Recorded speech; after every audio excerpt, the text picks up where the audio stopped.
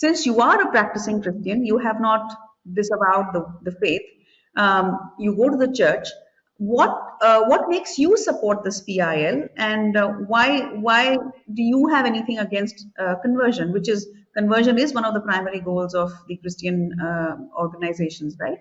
So shouldn't you be more sympathetic to the Christian cause? I'm very sympathetic to the Christian cause because this nation of ours has given us the privilege to practice our religion. But the biggest concern which I foresee affecting the sovereignty and integrity of our nation is this, that this inclusive nature of our Sanatan Dharma has been mistaken as tolerance, because of which the agenda is to convert the whole nation, because that's a pious duty of every Christian. Now, we as a nation have the Sanatan Dharma has survived for thousands of years. It is only because of it's being a Sanatan Dharma. The Europeans came, the Mughals came. They were not able to destroy our nation because of the strong legacy that we had. Now, as we see, there is an aggressive move to convert India to an Abrahamic religion, whether it can be a Islamic religion or a Christian religion. And once India loses the Sanatan Dharma, then India will be another Pakistan or a North Korea or any nation which will go unruly. So, keeping this in mind is why I felt it is very important as a practicing Christian to support Ashwini Upadhyay's PIL to force the government to take cognizance of the conversion and then ask the Supreme Court to send a directive to the government to take this very seriously and at a national level debate and impose the anti-conversion law. Right. Jerome ji, a lot of people might say, well, what's wrong with having people convert their faith? I mean, if people want to convert out of their choice, what's wrong with it? After all, Sanatan Dharma is an all-embracing, sort of well, for want of a better word, religion, and it has always embraced different faiths, and it by itself there are so many strands of belief systems within the faith. So what is wrong? What would you say to such people? What would you say? Unfortunately, this I've heard this many a times, and it is the Hindu community which has been asking me. Um, Probably, I want to ask each of them who asked this question. Had this question been told 500 years back, when 1498, when Vasco da Gama came to India and discovered India, and then the missionaries came, had anybody told it's just they've come for trade, nothing else? Probably somebody would have laughed. And we know what are the repercussions for the last 500 years of European rule. They were Christians. They didn't come to convert India. They came to plunder India. And we know what happened. They were literally responsible for the genocide and the loot of our nation. So the whole Christian conversion uh, has camouflaged itself into what you call service oriented, calling it pious religion, and then somehow it wants to convert the nation. Now, what happens is this: as we all know, the Abrahamic religion expects subjugation, undue allegiance to the religion.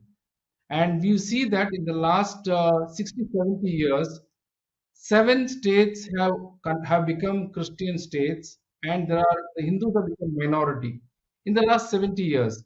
For example, in Tamil Nadu, Kanyakumari, which is one of the temple towns, the population is 40% Christians. Now, you know what is happening in Tamil Nadu. This is going to result in rebellion. Let me quote you one simple example before you ask the next question to Esther ji. For example, The repercussions, let me tell you what is it. I'm sure many of them will say, what is wrong? What happens is this, for example, if you look at Mizoram, a couple of years back, a constitutionally appointed governor, because he was a Hindu, the Mizoram, the Christian people from Mizoram rejected him, saying that he's a Hindu, we do not want a Hindu governor. This is what these are all EWS, I would say, EWS, early warning systems. This is what the government, the administration, and the people take to take cognizance and take corrective measures immediately. Otherwise, we are going to foresee the destruction of our nation. Esther ji, the question will come to you now. So, Esther ji, my question to you is that, every day some video or the other comes to light, where there is a preacher or pastor or somebody who denigrates Bharat, spews venom or simply mongers fear, right? So recently, in fact, there's a video of late that has been circulated on WhatsApp where there's a preacher probably from Hyderabad or some part of Andhra who is actually seen in front of an audience. He's addressing an audience and he's saying, what is a cause for celebration? Why should we be wishing each other Happy New Year? Because do you know that, and he's telling the members of the audience that any one of you could be stabbed anytime or killed anytime. This is not a time for celebration. This is a very grim time because there's a genocide going on of Christians in India.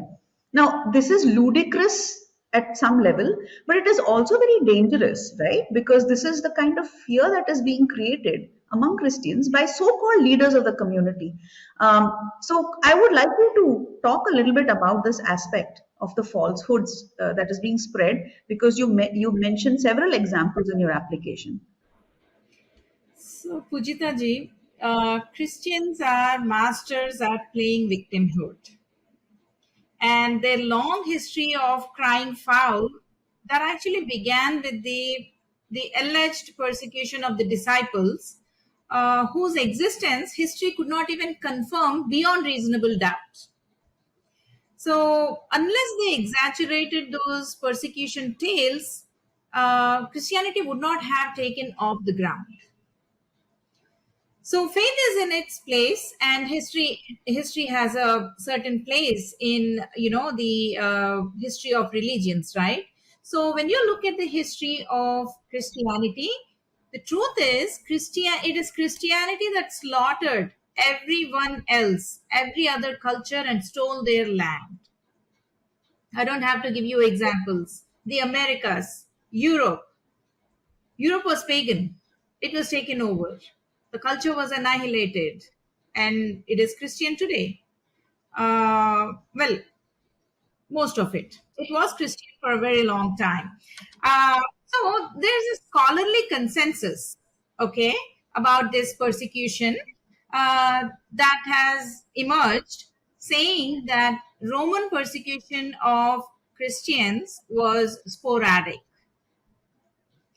and at least some Christian martyrdom, scholars say, were stories. Martyrdom stories were tall tales that the theologians have created. So this is a scholarly consensus. I'm not telling this. Now I'll give you some examples of who said these things. There's a New Testament scholar working at University of Notre Dame, Candida Moss. So Moss says that the ancient stories of church persecution have created a contemporary cult of bogus Christian martyrs. And Christians act as if they are members of a persecuted minority who are being thrown to the lions every single day across the globe by people who do not agree with them or who simply disagree with their philosophy, with their religious thought. So if you go all the way back to the early Christians, okay, there's this claim that Romans systematically persecuted the early Christians. That's a very big lie. You know why? Because the Romans did not care about Christians. They were such a minority And Rome was concerned with just expanding its empire. They never bothered about the small fringe group that took birth in first century. So the Romans never, and to persecute somebody systematically, state sanctioned persecution would require a lot of resources, right? Lot of money, and Rome was not willing to spend that kind of money because this is not a big group. It was not challenging Rome's hegemony. It was so Rome was only concerned about its hegemony and spreading it. And any group that did not challenge Rome's hegemony, Rome would not spend money on persecuting them. It's time, money, manpower, everything. And Rome was not for spending all this on them. Well, they were, like I said, they were sporadic, the scholars say, and there were a handful of scattered deaths, killings, definitely, but not like a genocide. And I mean, those are very big words. And the reason Christians throw those words so frivolously is because they are the ones who are engaged in that. So why do they do this? So the problem with invoking persecution is, I mean, the advantage of invoking persecution is it implies your opponents are evil. And there is no common ground. And who are Christians? Very compassionate, loving, and they're so peace loving. They come bearing gifts and peace and, kingdom of God and all that. So anybody who is evil, we do not have common ground with them. And through the love of Jesus, we are going to annihilate you. So no questions asked because you're persecuting us. So persecution, invoking persecution will show the opponent in evil light. So there is another example of another person called Reverend Robert Morgan. He's the author of, some 365 amazing and inspiring stories about saints, martyrs, and heroes. Now, he wrote about martyrs, Christian martyrs. And here's what he says. He says that some of the accounts of martyrdom were undoubtedly embellished. Many of the persecution stories were handed down in an atmosphere of confusion and pressure. So there's another guy called Gail O'Day, and he is the dean of Wake Forest University. Wake Forest University School of Divinity in North Carolina. So he says that when you actually read the Roman historical records, the Christians just weren't that important to them, what I just said. And most Christians just got along with the empire. So they did not rub the Roman Empire on the wrong side. You see what I mean? So as long as Rome did not get challenged in its ways, Rome did not bother about those groups. Rome only quelled those movements which challenged their hegemony. So Christians were not that powerful back then. So the persecutions are just tall tales of theological tall tales. This habit of claiming persecution seems to go back a long way, right? Whenever something doesn't go their way, or they find themselves out of depth in a particular situation, or they find in a demographic situation where they're not in large numbers, they seem to say, hey, persecution. This seems to be a habit that seems to go back a long way. Right. But also, I also want to add here, just look at the world map. And if you color code the world map, and let's say we are color coding Christian regions in blue, you know how vast area on the globe it's going to be blue?